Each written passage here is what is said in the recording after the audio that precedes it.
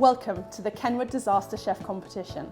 I'm Miranda Gore Browne, and in this video I'm going to show you how to make a chocolate salted caramel meringue cake using the Kenwood Chef Sense.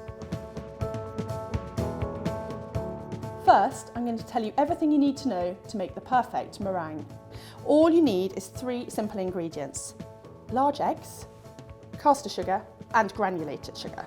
So you might be wondering why we've got the lemons here, and this is a really good trick. Just to make sure your bowl is pristinely clean, you need to just wipe it out with a lemon.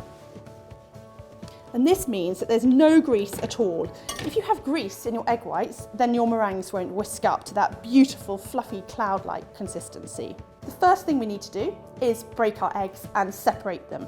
Now, the way I always do this is I have 2 clean bowls. This means then that if any of the yolk goes into the egg white, you don't lose all of your lovely egg white. You've protected it. And the reason that you can't have any yolk in is if you get any even tiny little speck of yolk in your egg whites, they won't whisk up and become meringues.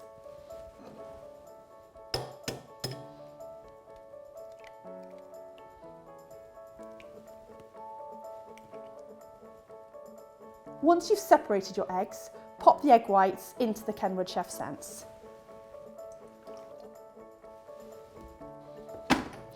And then we're going to switch it on to the highest setting and let it whisk up with the balloon whisk.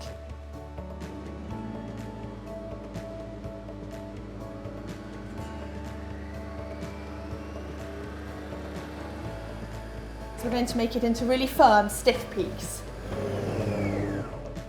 I think that looks done. Let's have a look. The next stage then is to add the sugar, and we're going to start with the caster sugar. We've got 255 grams of caster sugar and 250 grams of white granulated sugar.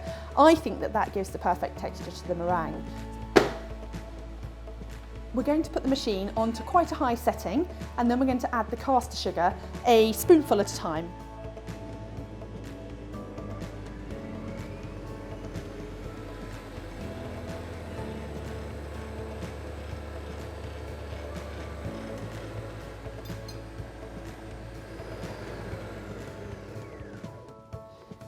Mix it on a high speed until all of the sugar has mixed in and it's lovely and smooth and glossy. I'll show you what it looks like. Now, when I was saying stiff peaks earlier on, you might have wondered what I meant, and here it's easier to see at this stage. So if I just unpop the balloon whisk, can you see stiff peaks? And they're holding up beautifully. You can also see it here in the mixer. So it's little tricks like this, knowing what it looks like and what it should look at each stage of the meringue. And now we need to add the granulated sugar. Pop the top back down, and then what we're going to do now is we're going to add this on a very gentle setting, and this is great because it's got a lovely gentle start setting.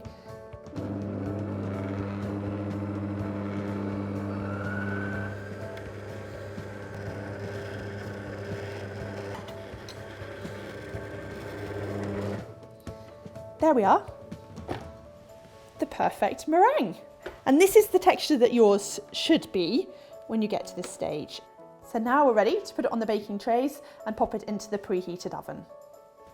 So this is another useful little tip for you. Here I've got a cake tin. I'm not going to make the meringues in the cake tin, but what I'm going to do is I'm just going to draw around .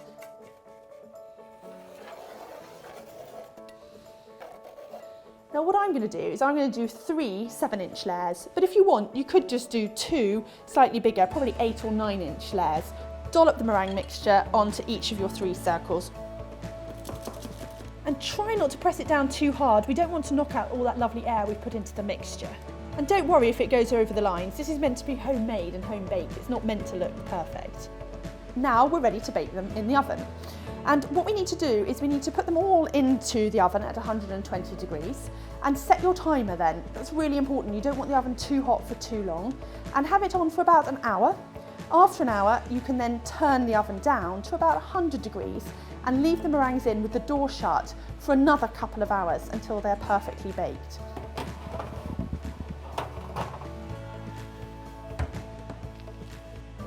So there we go, the perfect meringue made in the Kenwood Chef Sense.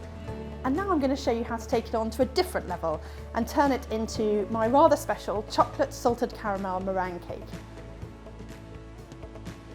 The filling in our chocolate salted caramel meringue cake is a lovely velvety, smooth chocolate ganache. And we're going to make that with dark chocolate, but really sort of 40–50% cocoa chocolate is easier to make this with, and double cream.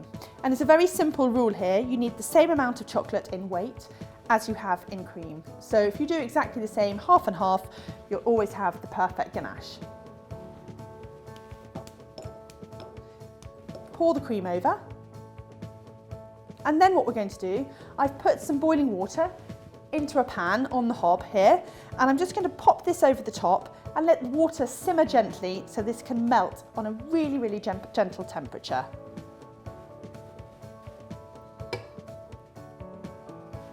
Perfect, and you don't want the water to boil too furiously, just a gentle simmer, and the water shouldn't touch the bottom of your bowl.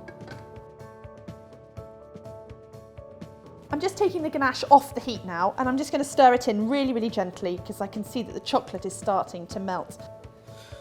Can you see how it's all coming together and it's going lovely and shiny and glossy?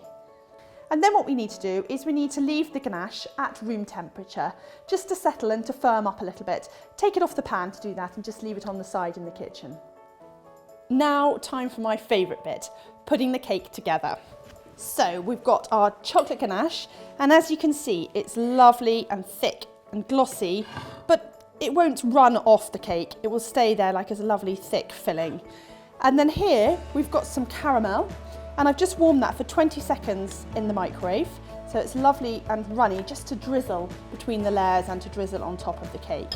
And we're just going to add a little bit of this delicious rock salt to the caramel to make it into our salted caramel. Sprinkle those in and just stir it into the warm caramel.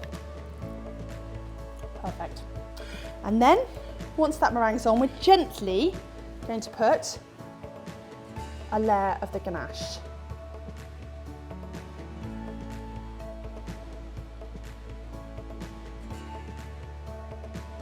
And then what we're going to do is we're going to put a drizzle of this delicious salted caramel on top of the ganache. And I think it's lovely when it drips down the sides and it looks a bit rustic and homemade. And now it's time to put our second layer on.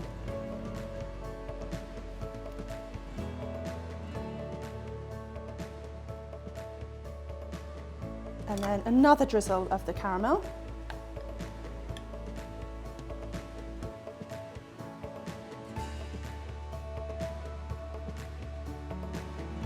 And I'm just going to finish it off. I've got some toasted nuts on the top.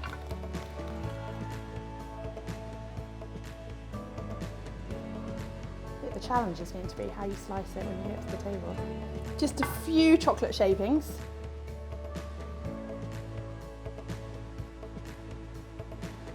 So there we have it, as easy as that. Chocolate salted caramel meringue cake.